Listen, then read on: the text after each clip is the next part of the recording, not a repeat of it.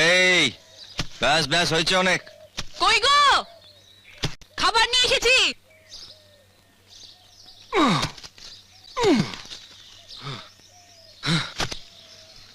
আজ থেকে তোকে আলাদা সংসার করতে হবে।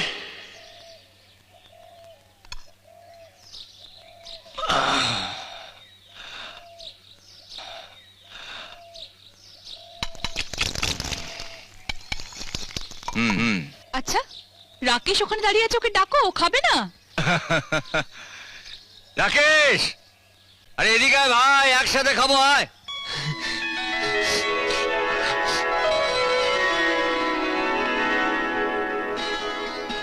নে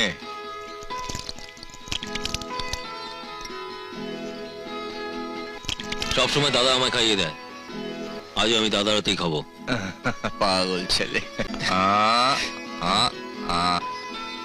রাকেশ, তাড়াতাড়ি এসো, আমি তোমার জন্য খাবার নিয়ে এসেছি।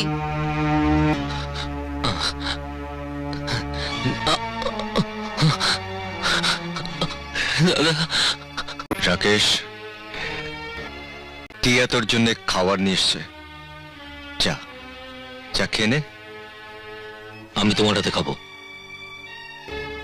রাকেশ, টিয়া অনেক কষ্ট করে এত দূর থেকে তোর জন্য খাবার নিয়ে এসছে, তুই ওর সঙ্গে খেলে ও খুশি হবে। ও তো একটা ডাইনি।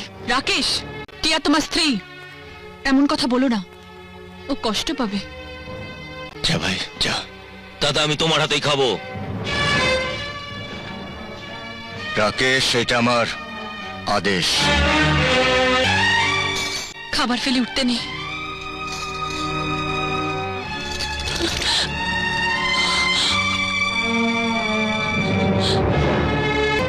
তোমার জন্য আমি আমার নিজের পছন্দ মতো রান্না করেছি, পেট ভরে খাও, বুঝলে?